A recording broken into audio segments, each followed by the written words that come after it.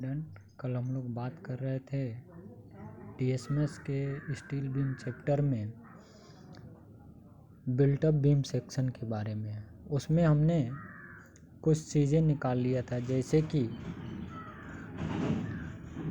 Grass या total moment of inertia. ये इस क्वेश्चन के लिए ग्रास मोमेंट ऑफ इनर्शिया निकाल लिया था। इसके बाद से हमने नेट मोमेंट ऑफ इनर्शिया भी निकाल लिया था और टेंशन फ्लैंज के लिए टोटल एरिया भी निकाल लिया था। आगे हम बात करेंगे कि इस बिल्टअप बीम सेक्शन के लिए नेट एरिया कैसे निकलेगा। तो इस नेट एरिया को निकालने के लिए हम क्या करेंगे, टोटल एरिया में से होल के रिवेट के होल के एरिया को घटा देंगे। तो यहाँ हमने पीछे होल का भी एरिया निकाल लिया है, यहाँ से होल का एरिया ये और टोटल एरिया हमारा ये। इस एरिया को हम क्या कर देंगे, एक दूसरे में से घटा देंगे। तो यानी कि होल का एरिया दिया है 1126.6 और टोटल एरिया दिया है 4388। तो 4388 में से 1126.6 घटा देंगे तो नेट एरिया हमारा निकल आएगा, यानी कि उसकी अगली प्रॉपर्टीज हो जाएगी। अब हमसे जो क्वेश्चन में अगला क्वेश्चन पूछ रहा है वो पूछ रहा है कि बीम पर आने वाला टोटल यूडीएल कितना होगा। तो उस यूडीएल को निकालने के लिए सबसे पहले हमें क्या करना होगा कि मैक्सिमम डिस्टेंस ऑफ फाइबर, यानी कि जो हमारा आई सेक्शन है, ये इस आई सेक्शन के ऊपर प्लेट लगी हुई है, इसके गुरुत्व केंद्र से इसकी जो मैक्सिमम डिस्टेंस है वो कितनी होगी। तो इसको निकालने के लिए हम क्या करेंगे कि वाई सी यानी कि maximum distance of fibre in compression और tension equal to total depth, यानी कि बीम सेक्शन की टोटल गहराई का आधा प्लस दोनों तरफ फ्लैट प्लेट की मोटाई का आधा। टोटल बीम की गहराई 350/2 प्लस 2 प्लेटें हैं और दोनों प्लेटें 2 × 12 mm की हैं, तो बटे इतना हो गया। इससे हम सॉल्व करेंगे तो वाई सी बराबर वाई टी इक्वल टू इतना आ जाएगा, यानी कि 187 mm आ जाएगा।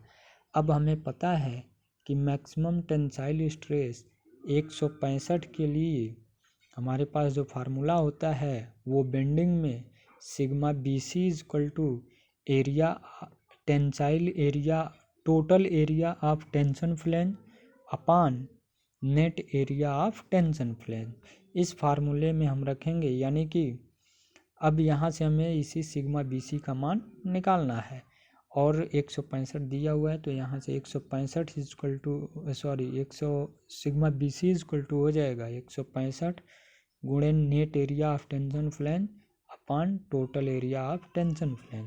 तो 165 नेट एरिया हमने अभी निकाला है 1126.6। उसके बाद से हम क्या करेंगे, टोटल एरिया रख देंगे। इन वैल्यू को रखेंगे तो हमारा सिग्मा बी सी का मान 122.63 न्यूटन पर mm स्क्वायर आ जाएगा। अब इस वैल्यू के लिए हम जानते हैं कि bending equation M upon I equal to होता है एफ अपान वाई, और यही Y maximum distance of fibre होता है, यानी कि वाई सी या वाई टी होता है, और यही एफ और इसी को सिग्मा बी सी भी कहते हैं। तो यहाँ से देखिए आई हमें पता हो गया है, सिग्मा बी सी का भी मान पता है और वाई का भी मान है, तो यहाँ से हम मोमेंट निकाल लेंगे, यानी कि बेंडिंग मोमेंट का मान निकाल लेंगे। तो बेंडिंग मोमेंट इक्वल टू हो जाएगा हमारा, यानी कि बेंडिंग मोमेंट, तो यहाँ से bending moment M equal to हमारा हो जाएगा sigma B C into I upon Y C या वाई टी। इस फार्मूले में वैल्यू रखेंगे, यानी कि सिग्मा बी सी का मान हमारा निकल आया है 122 सिग्मा BC का मान निकल आया 122.63 और आई का मान हमारा 2936 और YC का मान 187 अभी हमने निकाला है। इसको सॉल्व किया तो मैक्सिमम बेंडिंग मोमेंट का मान निकल आया 192.54 गुणे 10 का पावर 6 न्यूटन इंटू mm। अब हम जानते हैं इस बेंडिंग मोमेंट के लिए यानी कि मैक्सिमम बेंडिंग मोमेंट हमारा SSB पर जब यूडियल होता है तो maximum bending moment M equal to होता है WL²/8। अभी M का मान दिया हुआ है, L का मान दिया हुआ है, तो यहाँ से W का मान निकालेंगे तो W इक्वल टू हो जाएगा 8M इंटू 8M/L²। इसमें M का मान रखेंगे, L का मान रखेंगे और सॉल्व करेंगे तो यहाँ से हमारा W का मान निकल आएगा 31.43 किलो न्यूटन पर मीटर। इसको निकालने के पश्चात अब हमें क्या करना है, इसको चेक करना है। तो इसको किस किस चीज़ में चेक करना है, तो सबसे पहले check for average shear stress.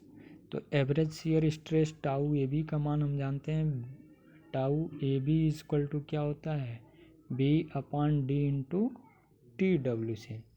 D दिया हुआ है स्टील टेबल से, TW भी दिया हुआ है, लेकिन V की वैल्यू हमें निकालना है। तो B इक्वल टू जब सिंपली सपोर्टेड बीम पर यूडियल काम करता है तो B इक्वल टू होता है WL/2। इस फार्मूले में W का मान हम रख देंगे 31.43 और L का मान 7000 रखेंगे। सॉल्व करेंगे तो B का मान हमारा निकल के आ जाएगा 11,005 न्यूटन। जब ये V का मान निकल आ जाएगा तो B का मान रख देंगे इस फार्मूले में, D का मान 350 और TW का मान 8.1। इसको सॉल्व करने के बाद से हमारा टाउ एवरेज का मान आया 38.8 न्यूटन पर मीटर स्क्वायर, जो कि 100 न्यूटन पर मीटर स्क्वायर से कम है, अतः हमारा सेक्शन सेफ है। इसके बाद से हमें डिफ्लेक्शन में इसको चेक करना है।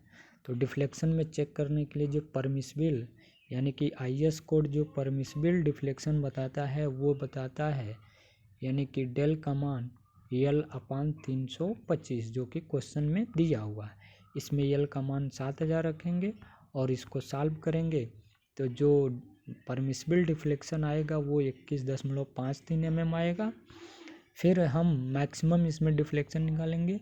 जब सिंपली सपोर्टेड बीम पर यूडियल काम करता है तो उसके लिए जो मैक्सिमम डिफ्लेक्शन होता है वो होता है 5W/L⁴/384 EI। इसमें W का मान दिया हुआ है 31.43, L का मान 7000, E का मान 2 × 10⁵ और I का मान हमने निकाला है यानी कि नेट I। कौन सा I यहाँ हम रखेंगे, नेट मोमेंट ऑफ इनर्शिया को रखेंगे जो कि 25, 95, 43, 65, 2.8 है। इसको रख करके सॉल्व करेंगे तो डेल का मान आएगा 18.93 mm। ये mm है, क्या है mm है, मीटर नहीं है mm है, जो कि 21.53 mm से कम है। इस तरह से यह सेक्शन डिफ्लेक्शन में भी सेफ है और हमें कोई भी सुधार करने की आवश्यकता नहीं है। इस तरीके से इस क्वेश्चन का पूरा सॉल्यूशन कंप्लीट होता है।